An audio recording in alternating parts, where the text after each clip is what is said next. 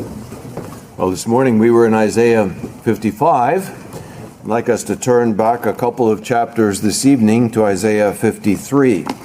Because it is the Lord's Supper meditation, we'll not be continuing our regular series in the Sermon on the Mount, but taking up something very especially appropriate for this Lord's Supper service. So follow in your Bibles as I read this entire chapter of Isaiah 53. But you know, it's best to start back at verse 13 of chapter 52 to get the whole thing. Isaiah 52, verse 13, through the end of chapter 53. Behold, my servant will prosper. He will be high and lifted up and greatly exalted. Just as many were astonished at you, my people, so his appearance was marred more than any man, and his form more than the sons of men. Thus he will sprinkle many nations. Kings will shut their mouths on account of him.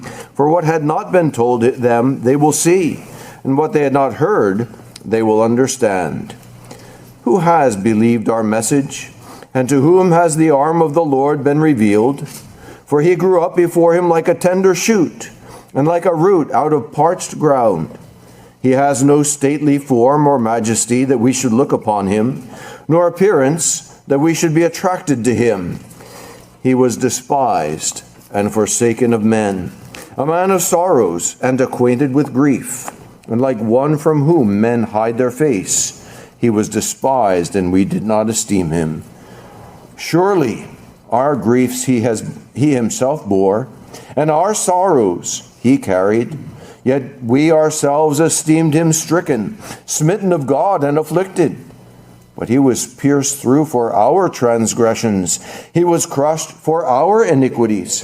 The chastening for our well-being fell upon him, and by his scourging we are healed. All of us, like sheep, have gone astray. Each of us has turned to his own way. But the Lord has caused the iniquity of us all to fall on him. He was oppressed and he was afflicted, yet he did not open his mouth. Like a lamb that is led to slaughter, and like a sheep that is silent before its shearers, so he did not open his mouth. By oppression and judgment he was taken away. And as for his generation, who considered that he was cut off out of the land of the living for the transgression of my people, to whom the stroke was due? His grave was assigned with wicked men, yet he was with a rich man in his death, because he had done no violence, nor was there any deceit in his mouth. But the Lord was pleased to crush him, putting him to grief. If he would render himself as a guilt offering, he will see his offspring. He will prolong his days, and the good pleasure of the Lord will prosper in his hand.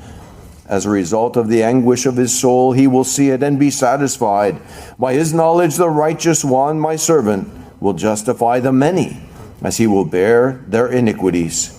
Therefore I will allot him a portion with the great, and he will divide the booty with the strong, because he poured out himself to death, and was numbered with the transgressors.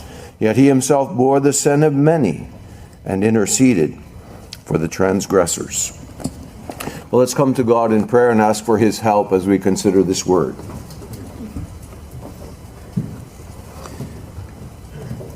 Our Father in heaven, as we read here in the Gospel of Isaiah, as it has been called, we see our Savior. We see what he endured on our behalf. We see described even in detail what he suffered and why he suffered it. That he bore our transgressions. He endured our punishment. And he suffered what we deserved. And so we ask that you would help us to take this in. Help us to understand it. Help us to grasp it. And may it pierce even the meanest understanding. And we ask that you would pierce the stony heart and replace that stony heart with a heart of beating flesh, even this evening. May the sight of the Savior draw men to himself. We pray in Jesus' name. Amen. Amen. I remember hearing many years ago the illustration that our sin is something like a backpack that each of us carries on our back.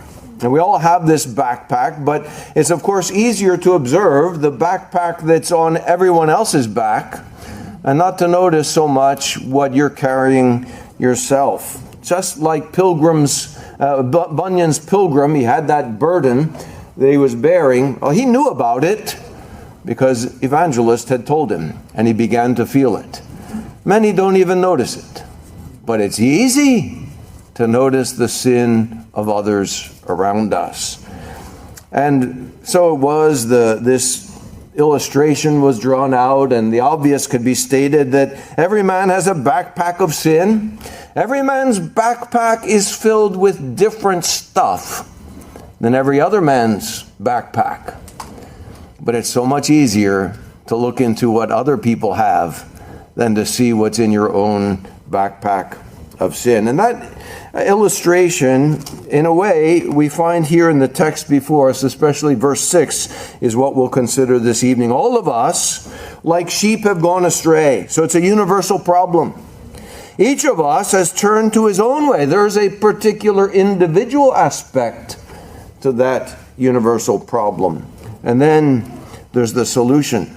But the Lord has caused the iniquity of us all to fall on him. God has laid on him the iniquity of us all. So here we have man's universal problem. All we, like sheep, have gone astray. It's universal. It's you. No exception here. And then there's the individual problem, man's individual problem. We have turned, each of us, to his own way. It's individual. It's unique. But then God's wonderful solution. He laid on him the iniquity of us all. And so let's take these up one at a time. First of all, man's universal problem. All we, like sheep, have gone astray. It's universality. All of us. All of us. No exception. You and you and you and you. And you and me. All of us have gone astray. Each man claims, or may claim, I hope you don't claim this anymore if once you did, to be a good person. Well, I'm a good person. I'm not like my neighbors. My neighbors, oh, they're terrible. Let me tell you about my neighbors. But I'm not like that. You know, we can always, again, see the backpack of everyone else. But I'm a good person. I try to help people. I'm not perfect, of course, but like I remember in 7th grade, we had a substitute teacher who misread and mispronounced the students' names. And of course, that was very humorous for all of us. And she said, I'm only human. All of us make mistakes. I can remember her tone of voice. Oh, we all claim everybody makes mistakes. Okay, I make mistakes, but I'm really a good person. No, you're not. You've gone astray, and that's what the problem is. All of us, it's universal. What do we all do? We've gone astray off of the right path. There's a right path, and we've gone off of it. Now, this verb, going astray, can be used literally, like you're wandering out of the path, or it can be used morally, spiritually, in a sense, it's a figurative use of the phrase, but here it's describing a moral going astray. All of us, all of you, everyone here in this room, in this world, has gone astray. And let me just give you a few examples of the use of this word. In Proverbs especially, we find it used in this moral, ethical sense. In Proverbs, for example, chapter 12, verse 26, we find this going astray described in this way. 12:26. The righteous is a guide to his neighbor. Okay, so, yeah, wait a minute. There's a righteous person. Well, not by nature. He got that way somehow other. But, it says, the way of the wicked leads them astray. We're going back again to Isaiah 53:6. All of us have gone astray. All of us are following the way of the wicked by nature. Proverbs 14:22. 14:22. Will they not go astray? There's the verb. Who devise evil? But kindness and truth will be to those who devise good. Those who devise evil, those who plot and plan to do wickedness, they're going astray. They're turning into the wrong path. And then Proverbs 14:12, going back a few verses. There is a way which seems right to a man, but its end is the way of death. See, being on the wrong way is not a trivial matter. It's not just saying, well, okay, made a few wrong turns. My sister caught a ride with a fellow student when she was going to the University of Vermont. And so they headed north from New Jersey on the New York Thruway, heading up towards Albany, where you have to get off and then go to the east to get up to Vermont. Well, the student that she was riding with was not the sharpest tack in the closet, and so she took a nap. She fell asleep, only to find out when she woke up they were still on the New York Thruway halfway to Buffalo. And it seemed like the right way, but it wasn't the right way. And it's going in the wrong direction. Well, you see, being on the wrong way for us is not just you have to turn around and, you're a few hours late. It's the way of death. It's a serious problem. There was a pop psychology book about 60 years ago. Some of you may remember the title, I'm Okay, You're Okay. That's not true. Problem is, we're all not okay. Problem is universal. We're all gone astray. We're all on the wrong way. And the analogy that Isaiah uses by the inspiration of the Spirit, going back to Isaiah 53, we all, like sheep, have gone astray. Now, this is not flattering. You think of sheep, if I put up on the screen, and we're not those audio-visual type churches here, to put on the screen a picture of a little lamb, and you'd say, how cute. Sheep are not the brightest animals. And I actually Googled this. I Googled stupid sheep. And it's interesting what you find. And so you may say, well, you can't believe everything you read on the internet, which is true, very true. But when it matches what you generally know and what you've read elsewhere, you can find things that are very interesting. Now, let me read this description. This is by a man who is a sheep farmer in the Midwest. This is what he said. I don't know if you're aware of it, but I have concluded, based on my years of experience, that sheep are stupid. Kids, don't use that word. Not just stupid, but mind-numbingly stupid. Sometimes I wonder how they manage to breathe and eat. Now, he went on to describe this one lamb that 3 days in a row, he pulled its head out of a hole in the fence, the same spot, 3 days in a row. And, you say, well, why did he go back there? Why did he do it again? Didn't he learn? All we, like sheep. Do you see yourself going astray the same stupid way again and again? And you don't learn? And you had to pull the sheep out of the hole, and it was caught, and it went back again? Brethren, this is us. All we. It's every human being on the face of the earth. Not just doing dumb things, but wicked things, rebellious things.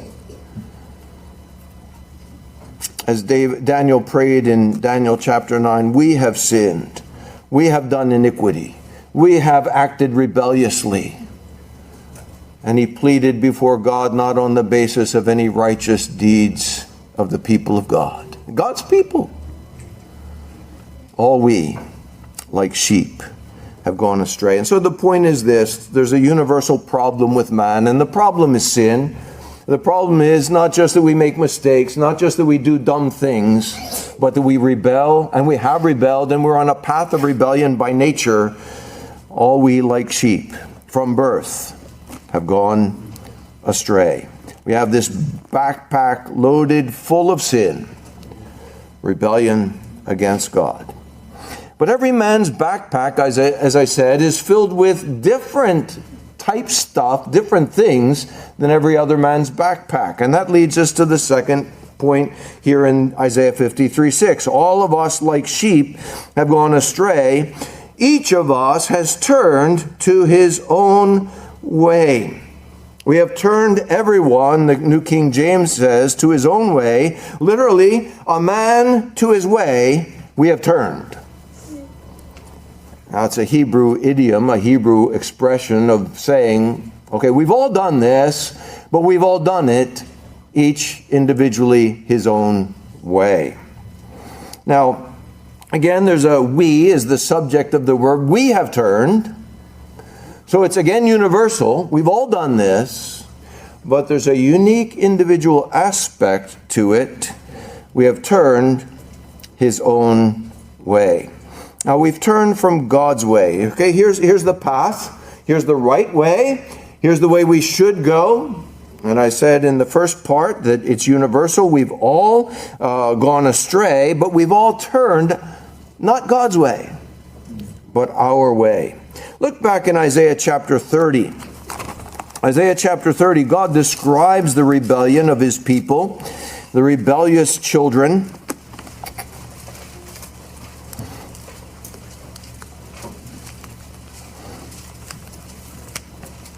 Isaiah 30, beginning in verse 1, he says, "Woe to the rebellious children, declares the Lord, who execute a plan but not mine, and make an alliance but not of my spirit, in order to add sin to sin." And here's what they did. They went down to Egypt.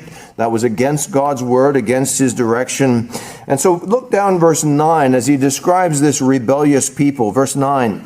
"For this is a rebellious people, false sons, sons who refuse to listen to the instruction of the Lord, who say to the seers, 'You must not see visions,' and to the prophets, 'You must not prophesy to us what is right. Speak to us pleasant words. Prophesy illusions.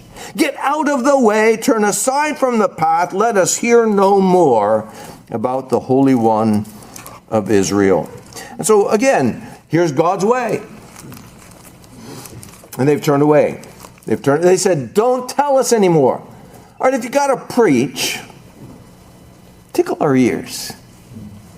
If you got to sit here for, this length of time, and we have some visitors here, we're glad you're here, and maybe we're thinking, what's going on in this place? This guy's up front, he's talking all this time. Well, at least maybe make us happy. It's my job to tell you what the Bible says and what God's word is. And God says, here's the way. And just look down a little further. He tells them what it is to be delivered from their sin. Verse 18. "Therefore the Lord longs to be gracious to these wicked, rebellious people. And therefore he waits on high to have compassion on you. For the Lord is a God of justice. How blessed are all those who long for him. O people in Zion, inhabitant in Jerusalem, you will weep no longer. He will surely be gracious to you at the sound of your cry. When he hears it, he will answer you. Although the Lord has given you bread of privation and water of oppression, he, your teacher, will no longer hide himself, but your eyes will behold your teacher, and your ears will hear a word behind you. This is the way. Walk in it whenever you turn to the right or the left. And you will defy your graven images overlaid with silver, and your molten images plated with gold. You will scatter them as an impure thing and say to them, 'Be gone.'" Before they were saying to the word of God, "Enough of it."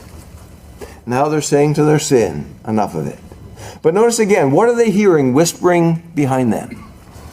This is the way. Walk in it. And what did they do before when the prophets were saying basically the same thing? This is the way. Walk in it. Before they said, "Hush up. We don't want to hear that. We want to go our way."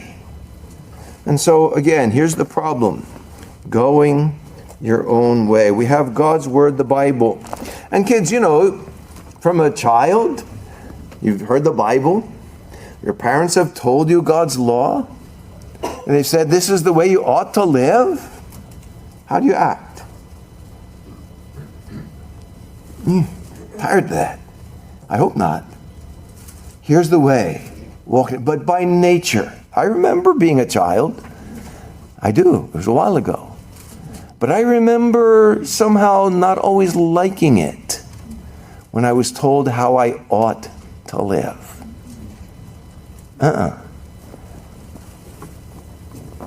That's the problem. That's what Isaiah is describing. Here's the way, walk in it. We have all gone astray, turning from God's way. All of us. Now, again, it's individual, it's unique in its universality, everyone to his own way. Sinful patterns are different. Some kids, they'll be honest, they'll tell their parents everything, and they'll tattle on their brothers and sisters and make a nuisance of themselves. But other things, they're proud as Beelzebub. Pride, God hates the proud. He's opposed to them. That's not their sin of lying, but they have something else in their bag. And some, they would never tattle. In fact, you can't trust them to tell the truth anytime. They breathe out lies. Everyone has something different. Thinking of adults, maybe you boast you keep 9 out of 10 commandments. I'm honest in my business. But you come home and your poor wife and your poor kids, the anger, the irritability, wouldn't want to live with you. All we like sheep have gone astray. We've turned every one to his own way. You may keep 9 out of 10 commandments, but James says, whoever keeps the whole law and stumbles in one point, he has become guilty of all. He who said, do not commit adultery, also said, do not commit murder. Now, if you do not commit adultery, but do commit murder, you have become a transgressor of the law. And so, maybe you say hateful words, which Jesus says, we'll come to it in the Sermon on the Mount. Hateful words are the same as murder. It's breaking that commandment. Looking with lust is breaking the commandment about adultery. Immorality of whatever sort in our generation, and this is a wicked and perverse generation, whether it's heterosexual immorality or homosexual immorality. We live in an immoral day. We are universally and uniquely sinful. And the point is, you may think you're better than your neighbor, but you are a sinner all the same. You may not like that term. We hear that word here, sinner. Pray for sinners. You say, I'm tired of that word sinner. If the shoe fits, if it's you, and it is you, I'm sorry. It's the fact. All of us have gone astray like sheep, but we've gone astray in our own individual way. We maintain that a man is justified, how? Not by being good, by faith, apart from the works of the law. Not one here in this room can boast before God. Don't tell me how good you are. Look in the mirror and recognize reality. This, Isaiah 53:6, is you. All of us, like sheep, have gone astray. You have gone your way. Maybe it's not as bad outwardly as someone else, but it's still going astray, not going God's way. And so that's the desperate situation that we're all in. That's the universal and individual problem of man. But then we come to God's marvelous solution. How can you be saved? We're all under sin. We're all guilty before God. There is none righteous, not one. Well, there is one, that's Jesus Christ. But of the rest of us, not one. How can you be saved? With you? Let me be honest. It's impossible. You can't do it. You're not going to be good enough for God. But with God, nothing is impossible. And so the text goes on. But the Lord has caused the iniquity of us all to fall on him. And then indeed again we have this backpack of sin. The man who goes astray from the way of understanding will rest in the assembly of the dead, the assembly of hell. And no matter how good you think your way is, it's not good enough for God. So how then? What's the solution? Well, God does it. Look again. All of us like sheep, each his turn. But the Lord has caused the iniquity of us all to fall on him. The Lord does it. He looked and he saw there was no man. He was astonished there was none to intercede, Isaiah says. And his own arm brought salvation to him. What man cannot do, God did. And so the solution is a substitute. God has caused the iniquity of us all to fall on him. Who's the him? Well, it's the one described. That's why I read, going back to chapter 52 and verse 13, my servant. It's this servant of Jehovah. This one that is described who is highly exalted. And you expect to see, when it describes someone highly exalted, this very attractive personality. And then it says, his appearance was marred more than any man, his form more than the sons of men. He had no stately form or majesty that we should look upon him. He had no appearance that we should be attracted to him. He was despised and forsaken of men. You say, who is this one? He's the Savior. He's the one who is the fairest of 10,000. You say, but he had no appearance. Well, the world hated him. The world rejected him, despised him. The world crucified him. This is that servant of Jehovah describing the Lord Jesus Christ, the man of sorrows, the one who bore our iniquities, the one who bore our griefs, the one who was stricken of God and afflicted. When it describes him that way, in verse 4, smitten of God and afflicted. Does that remind you of anything in the New Testament? When we read his cry from the cross, my God, why have you forsaken me? And Martin Luther, meditating on that statement, was struck with amazement. God, forsaken by God. How can this be? It's because God the Father, looking upon God the Son, taking upon himself iniquity, cannot look on iniquity with favor, and turned his back on his own Son and poured out his wrath upon him. Stricken of God, afflicted, pierced for our transgression, crushed for our iniquities, chastened, scourged for the sake of his people. So God laid on him. And the verb is somewhat unusual here. It's caused to touch, caused to strike upon him, caused to rest upon him. The way the word is used is somewhat unusual, but this is an Old Testament description of substitutionary atonement. Sin, our sin, the sin of all his people, strikes upon him in the punishment, the scourging, the wrath that is outpoured. It touches upon him, it smites upon him. Written some 700 years before Jesus was born, we have a description of the cross in this whole passage. Substitutionary atonement. Kids, those are big words. And it's very interesting to hear little children, even as singing a catechism, put to music of how can we be saved?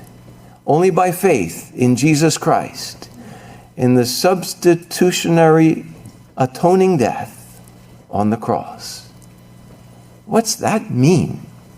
It means this, kids. It means the one who sins must die. That's what the Bible tells us. The wages of sin is death, Romans 6:23. You sin, the soul that sins, Ezekiel 18, I believe it is, the soul that sins must die. And so here it is, kids. Do you sin? You disobey mommy and daddy? Yeah, you do. You know what that means? The Bible says, obey father and mother. You've sinned. You should die. They say, but I'm just a kid. Yeah, the soul that sins should die. But here is what God does. What's described. It's marvelous, kids. Jesus comes and he says, Father, lay on me the sin of my people. And the Father says, all right, I cause to smite upon him, to rest upon him, to land upon him, to fall upon him. The sin, all the sin of all my people. And you know what? Jesus died for sin on the cross. That's a substitute. He took the place, what his people deserved. He paid. All their sin rested upon him. And on the cross, there he died. And so kids, here it is. You die for your sin, or you have a substitute, and he dies for your sin. That's substitutionary atoning death. And so you say, how can that death be for my sin? You trust in him. For by grace are you saved through faith. And that's not from yourself. It is the gift of God, not of works, not your doing, but his doing, that no one should boast. And so we have this Old Testament description of substitutionary atoning death. You die or he dies. And if you trust in him, he died for you. Some of you may remember when I gave my testimony here nearly 3 years ago when we came back from the Philippines. And part of that testimony, something that God used, stamped upon me this reality that Christianity, that there is a real gospel that really changes people. It was a Jewish girl that I met. I was just 13 or 14, probably about 13. But it was before we moved up here to New Jersey. And this girl was at a youth camp, and she gave her testimony. She was a Jewish girl. She was an older teen. And she told of how she read Isaiah 53. And as she read Isaiah 53, she said, it's Jesus. There's nobody else fits this description. And she came from being some sort of a nominal Jewish person to trusting in the Lord. And it made a difference. She was a real Christian. It was evident. And I was not, even though I had grown up hearing the gospel. Isaiah 53. All we like sheep have gone astray. But the Lord laid on him. We turn everyone to his own way, but the Lord laid on him the iniquity of us all. Now, who is the us all? The last thing we need to consider here before we come to some words of application.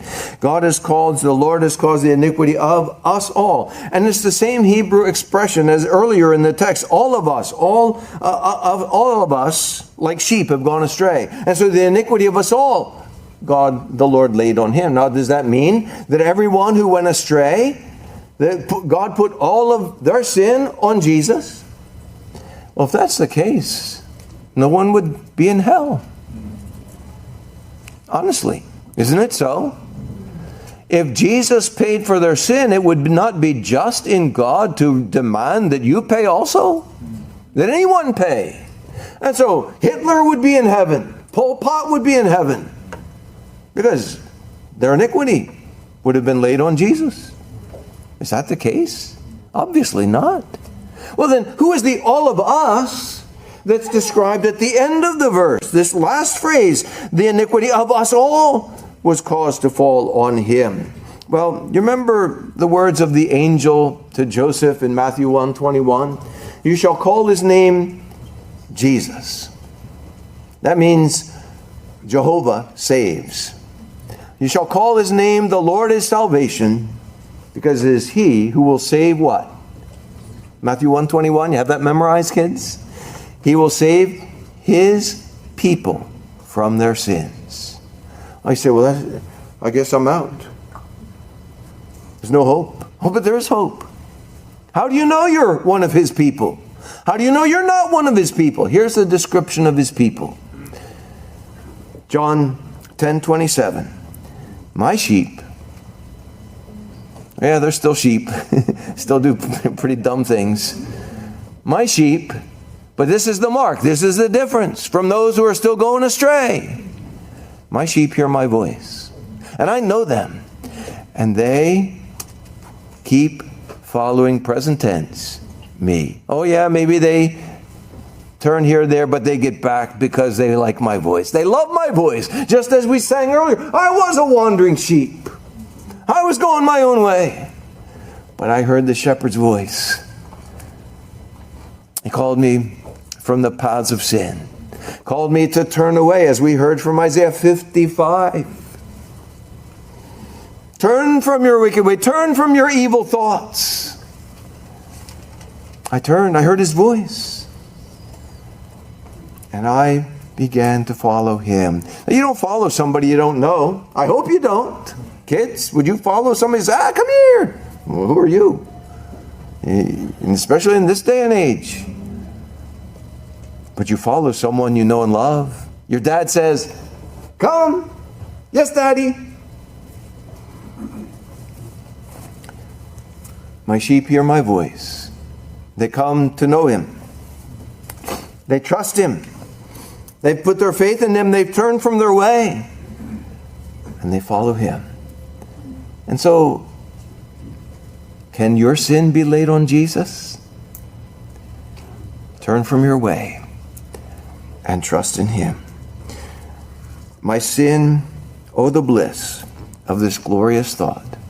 My sin, not in part but the whole, is nailed to the cross, nailed to Jesus, and he bore it. My iniquities, my transgressions, my rebellion, he bore it, and I bear it no more. Praise the Lord, O my soul.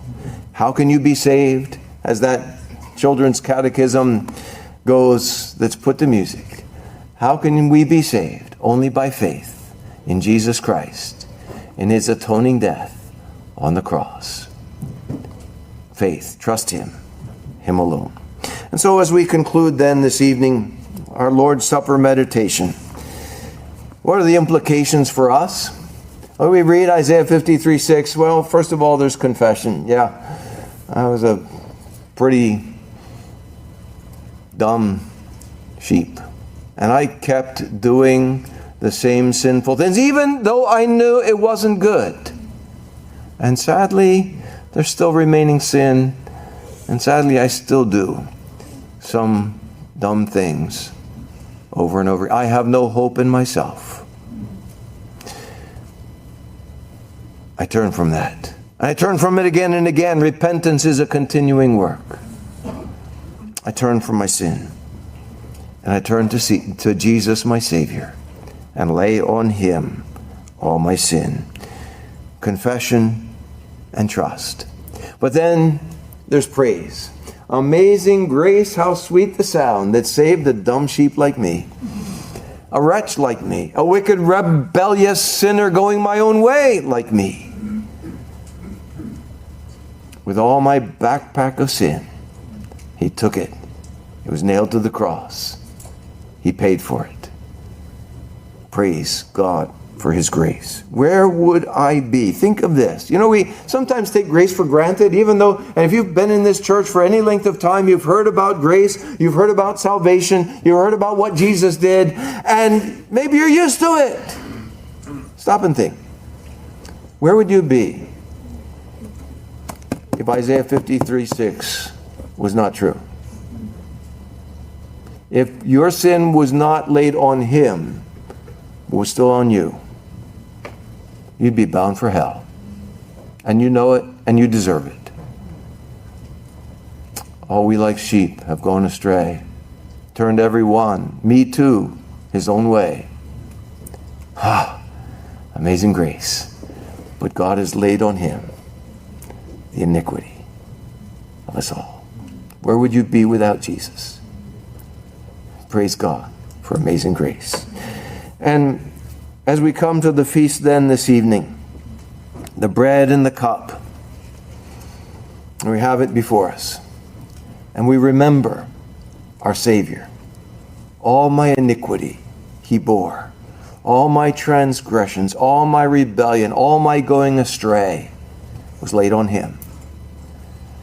And as we read this morning from Isaiah 55:12, for you will go out with joy and be led forth with peace. The mountains and the hills will break forth with shouts of joy before you, and all the trees of the field will clap their hands. And in Nehemiah we read, the joy of the Lord is your strength. So we come to this table with rejoicing. The joy of the Lord is my strength. Let that sink in as you take the bread and the cup. My sin is gone. My burden removed. My debt is paid. He has turned for me my mourning into dancing, loosed my sackcloth, girded me with gladness, that my soul may sing praise to him and not be silent. O Lord my God, I will give thanks to you forever. That's what David wrote in Psalm 30.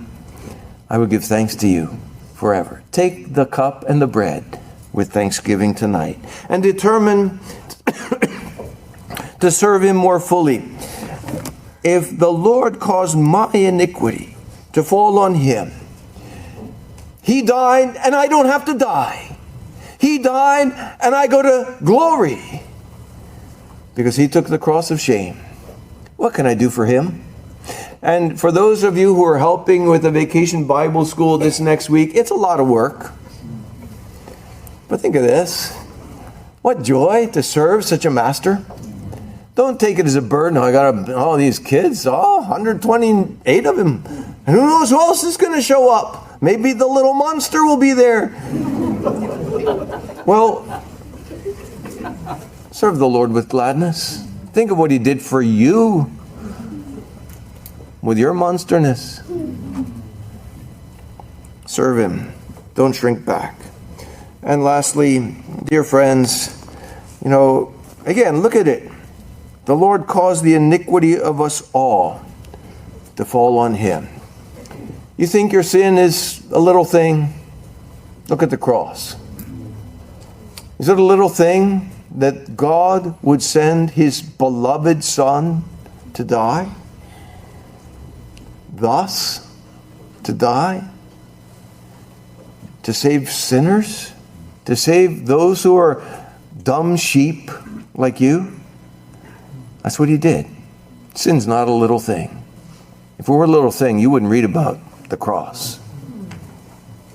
It's a big thing. Your sin is a big thing. But thank God there's a great Savior. Come to him, lay it upon him, and he'll take it and bear it to the cross.